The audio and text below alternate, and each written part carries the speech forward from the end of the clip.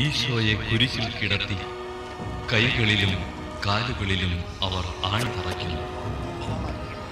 ആണിപ്പഴുതുകളിലേക്ക് കൈകാലുകൾ വലിച്ചു നീട്ടുന്നു. ഉഗ്രമായ വേദന, മനുഷ്യന് സങ്കൽപ്പിക്കാൻ കഴിയാത്ത വിധം ദുസ്സഹമായ പീഡനം. എങ്കിലും അവിടത്തെ അധരങ്ങളിൽ പരാതിയില്ല, കണ്ണുകളിൽ നൈരാശ്യമില്ല. പിതാവിൻ്റെ ഇഷ്ടം നിറവേറട്ടെ എന്ന് അവിടുന്ന് പ്രാർത്ഥിക്കുന്നു.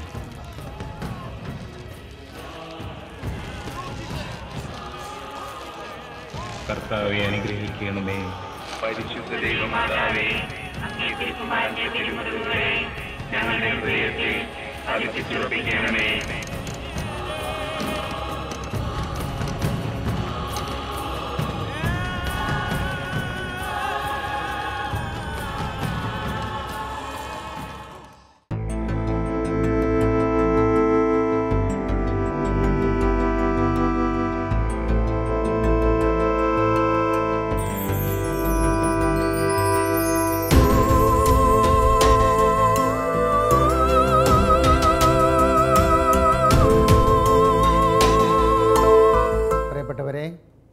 കഴിഞ്ഞ ദിവസം നമ്മൾ പഞ്ചക്ഷതത്തെക്കുറിച്ചും പഞ്ചക്ഷതധാരികളെക്കുറിച്ചും ധ്യാനാത്മകമായി ചിന്തിക്കുകയുണ്ടായി. ഇന്ന് അവർക്ക് അനുഭവപ്പെട്ട തിരുമുറിവുകളെക്കുറിച്ചും മുറിവുകളുടെ പ്രത്യേകതയെക്കുറിച്ചും ചിന്തിക്കുകയും അനേകർക്കുണ്ടായ അനുഭവങ്ങൾ എന്താണെന്ന് ഒന്ന് മനസ്സിലാക്കുവാൻ പരിശ്രമിക്കുകയും ചെയ്യാം. റോമാക്കാർ ലേഖനം 5-ാം അധ്യായം 12-ാമത്തെ തിരുവചനം. അതുകൊണ്ട് ജഡമോഹങ്ങൾ നിങ്ങളെ കീഴ്പ്പെടുത്തുവാൻ തക്കവിധം പാപം നിങ്ങളുടെ മർത്യശരീരത്തിൽ ഭരണം നടത്താതിരിക്കട്ടെ. വലിയ ഒരു തിരുവചനമാണിത്. ശക്തമായ കർത്താവിൻ്റെ ഒരു വചനമാണിത്. പഞ്ചക്ഷതധാരികൾക്ക് പാപത്തെക്കുറിച്ചുള്ള ഒരു ശക്തമായ അവബോധവും പാപപരിഹാരത്തിന് വേണ്ടി കർത്താവ് കുരിശിൽ ചിന്തിയ ആ വലിയ പീഡാസഹനത്തെക്കുറിച്ചുള്ള വലിയ ഒരു ചിന്തയും അതിലെന്നെ സഹകാരികളാക്കണമേ എന്നുള്ള പ്രാർത്ഥനയും അവർക്കുണ്ടായിരുന്നു. പഞ്ചക്ഷതധാരികൾ എല്ലാവരും തന്നെ ഇപ്രകാരം പ്രാർത്ഥിച്ചു: കർത്താവേ, അങ്ങ് പീഡാസഹന വേളയിൽ ആത്മാവിലും ശരീരത്തിലും സഹിച്ച ആ വേദന, അതിൽ എന്നെയും പങ്കാളികളാക്കണമേ. രണ്ടാമതായി, പാപികളുടെ മാനസാന്തരത്തിന് വേണ്ടിയിട്ട് ആ സഹനം സ്വന്തം ശരീരത്തിലും ജീവിതത്തിലും ഏറ്റെടുക്കുവാൻ ഞങ്ങളെ അനുഗ്രഹിക്കണമേ. ഈ പ്രാർത്ഥനയുടെ പരിണിതഫലമാണ് ദൈവം അവർക്ക് സ്നേഹപൂർവ്വം നൽകിയ സ്നേഹത്തിൻ്റെ അടയാളം അഥവാ പഞ്ചക്ഷതങ്ങൾ.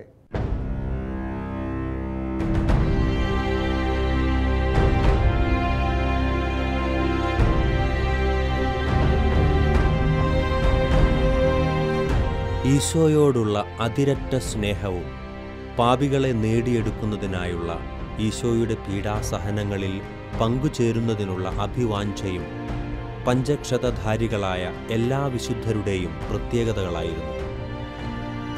ഈശോ ശരീരത്തിൽ അനുഭവിച്ച പീഡകളും വേദനകളും സ്വന്തം ശരീരത്തിൽ അനുഭവിക്കാനുള്ള ദിവ്യമായ ഒരു ദാഹത്തോടെ ആഗ്രഹിച്ച് പ്രാർത്ഥിച്ചിരുന്നവർക്കാണ് പീഡാസഹനത്തിൻ്റെ അമൂർത്തമായ അടയാളങ്ങൾ സ്വന്തം ശരീരത്തിൽ വഹിക്കുവാനുള്ള ദൈവകൃപ ലഭിച്ചിട്ടുള്ളത്. ലോകത്തിലുള്ള മനുഷ്യർക്കു വേണ്ടി എന്നതിനേക്കാൾ ശുദ്ധീകരണ സ്ഥലത്ത് സഹനത്തിലൂടെ വിശുദ്ധീകരണത്തിനായി കാത്തുകിടക്കുന്ന ആത്മാക്കളുടെ മോചനത്തിനു വേണ്ടിയാണ് പഞ്ചക്ഷതധാരികളായ വിശുദ്ധരിൽ കൂടുതൽ പേരും പ്രാർത്ഥിച്ചത്. ഇറ്റലിയിലെ മാൻതുവ എന്ന സ്ഥലത്ത് ജനിച്ച് ബെനഡിക്റ്റൻ സന്യാസിനിയായി ജീവിച്ച വിശുദ്ധ ഓസന്ന ശുദ്ധീകരണാത്മാക്കളോടുള്ള സ്നേഹത്തെ പ്രതി ധാരാളം സഹിക്കേണ്ടി വന്ന വിശുദ്ധയാണ്. ഈശോയെ, അവിടുത്തെ പീഡാനുഭവ സഹനത്തിൽ എന്നെയും പങ്കാളിയാക്കണമേ എന്ന് 2 വർഷത്തോളം തുടർച്ചയായി പ്രാർത്ഥിച്ച വിശുദ്ധയ്ക്ക് ആദ്യം ശിരസിൽ മുൾമുടിയുടെ മുറിവ് നൽകി ഈശോ തൻ്റെ സഹനത്തിൽ പങ്കാളിയാക്കി.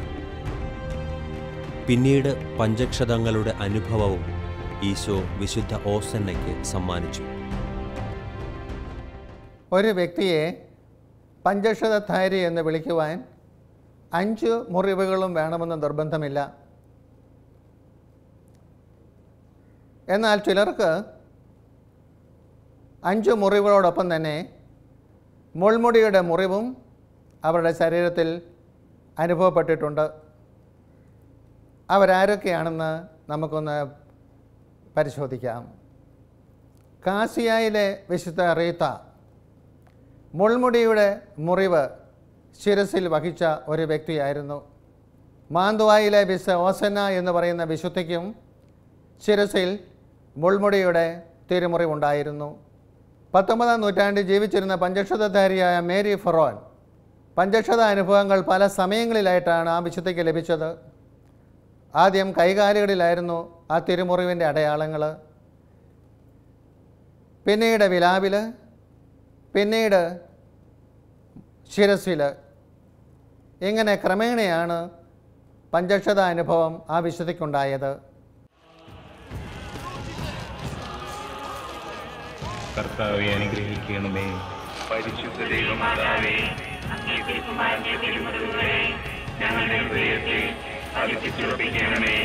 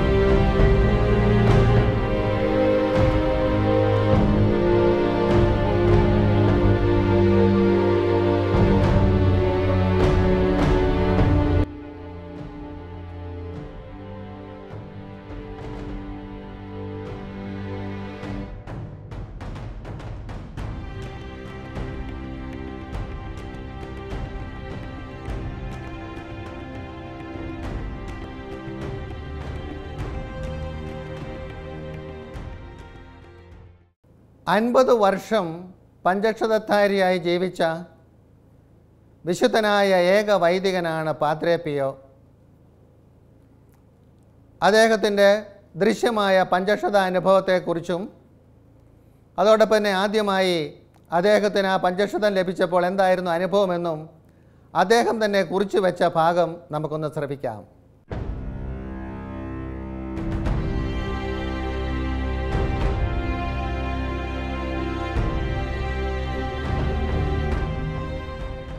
പഞ്ചക്ഷത അനുഭവമുണ്ടാകുന്ന ആദ്യത്തെ വൈദികനായിരുന്നു വിശുദ്ധ പാദ്രേ പിയോ.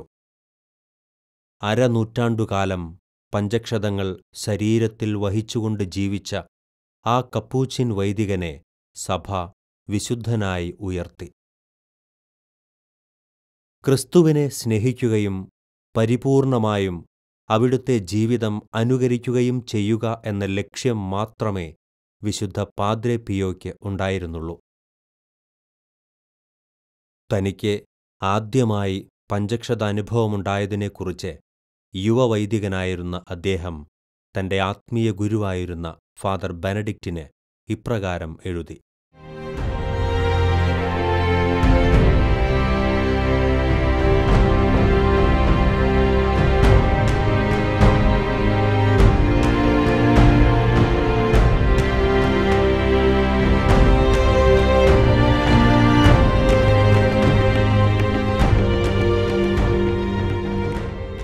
എനിക്ക് മനസ്സിലാക്കുവാനോ വിവരിക്കുവാനോ കഴിയാത്ത ഒരു സംഭവം ഇന്നലെ വൈകുന്നേരം ഉണ്ടായി.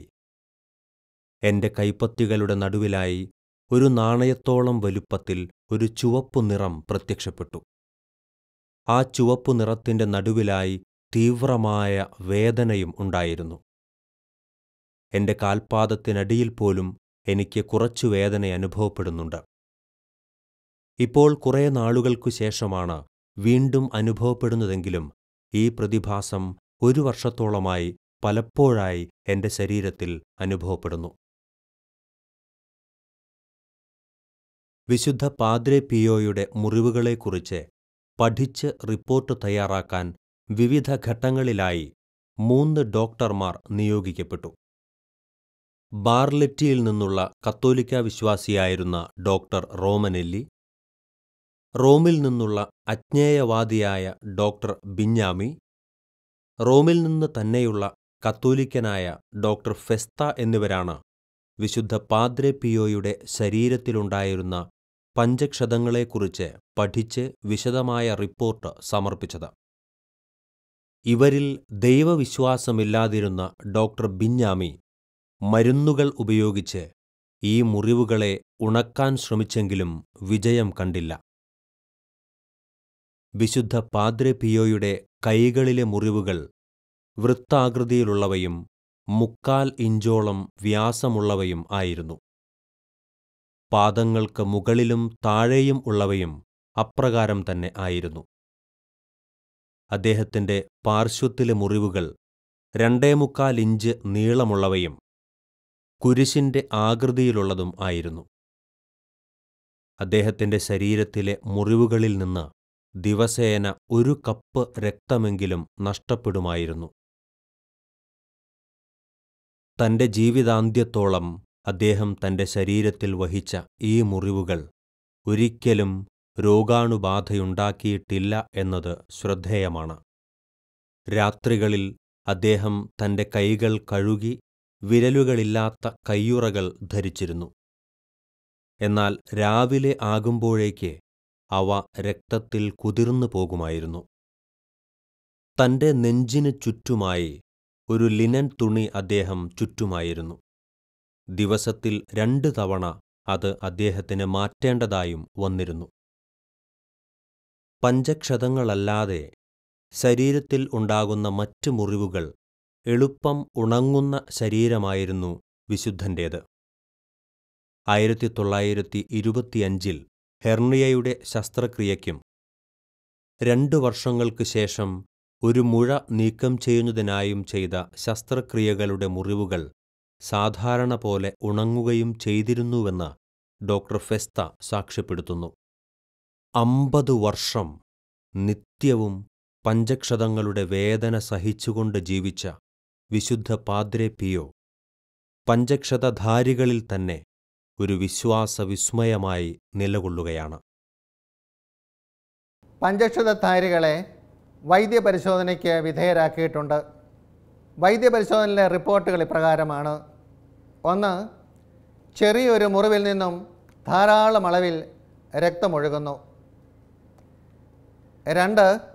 ഈ മുറിവിന് പഴുപ്പോ നീർക്കെട്ടോ കാണുന്നില്ല. വളരെ വേഗം തന്നെ ഈ മുറിവുകൾ ഉണങ്ങുന്നു.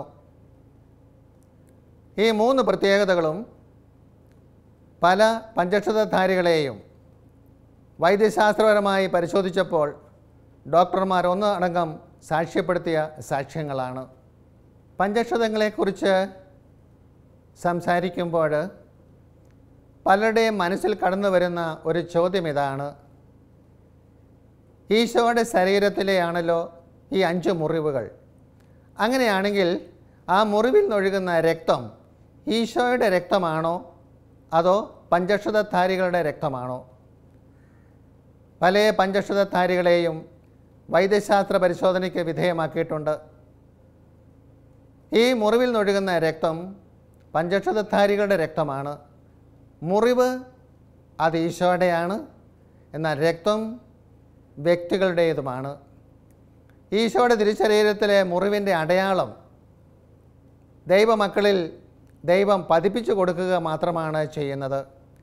രണ്ടാമതായി, വലിയ ആ സഹനത്തിൽ പങ്കുചേരുവാൻ ഈശോ സ്നേഹപൂർവ്വം തൻ്റെ മക്കളെ വിളിക്കുകയാണ്.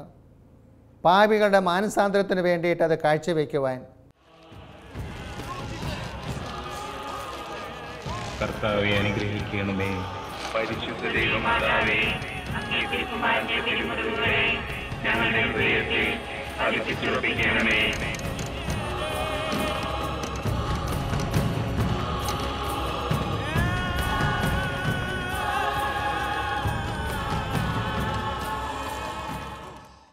പഞ്ചക്ഷതധാരികൾ കർത്താവിൻ്റെ പീഡാനുഭവം മുഴുവൻ ഏറ്റെടുക്കുന്നില്ല. ആ സഹനത്തിൻ്റെ ഒരു ചെറിയ അംശം മാത്രമേ അവർ ഏറ്റെടുക്കുന്നുള്ളൂ. കാരണം കർത്താവിൻ്റെ പീഡാനുഭവം മുഴുവൻ അവർ ഏറ്റെടുത്താൽ അവർക്കത് സാധിക്കുകയില്ല. അവരത് തളർന്നു പോകും, തകർന്നു പോകും. അതുകൊണ്ട് തൻ്റെ പീഡാനുഭവത്തിൻ്റെ ഏതാനും ഭാഗം മാത്രമേ തൻ്റെ പഞ്ചക്ഷതധാരികളായ പ്രിയപ്പെട്ടവർക്ക് ഈശോ നൽകുകയുള്ളൂ.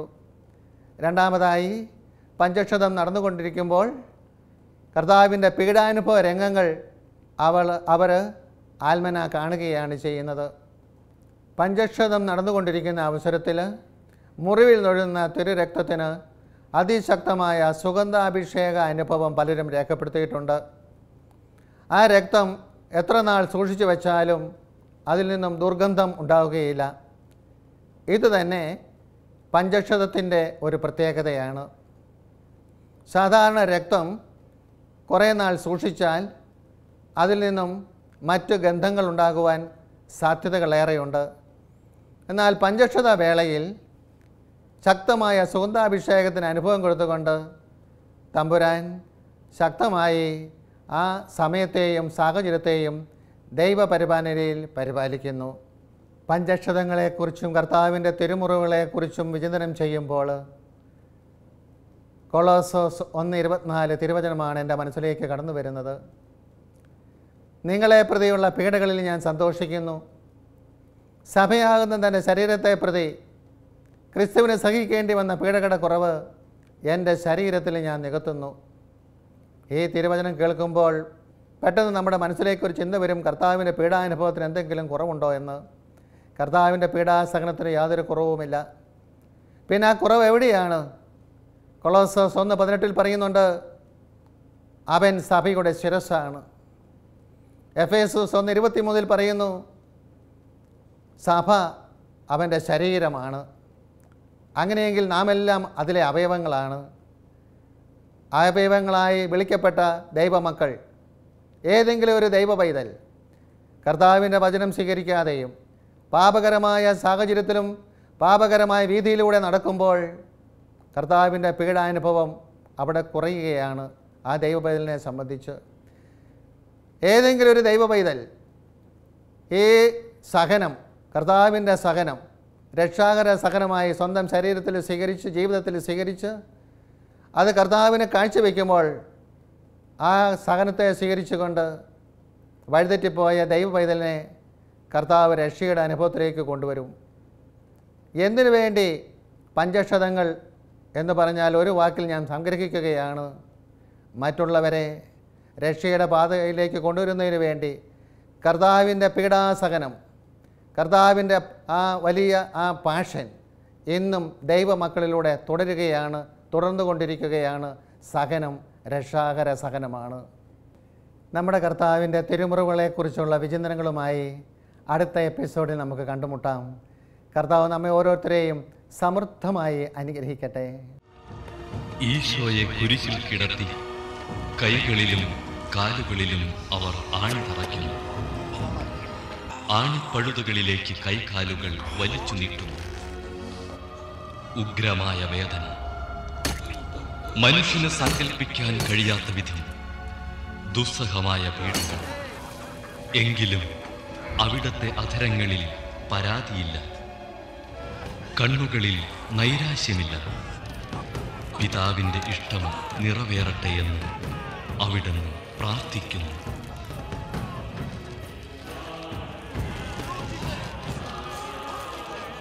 കർത്താവെ അനുഗ്രഹിക്കണമേ. പരിശുദ്ധ ദൈവമാതാവേ, അങ്ങേ തിരുക്കുമാരന്റെ തിരുമുറിവുകളെ ഞങ്ങളുടെ ഹൃദയത്തിൽ അടിച്ചുറപ്പിക്കണമേ.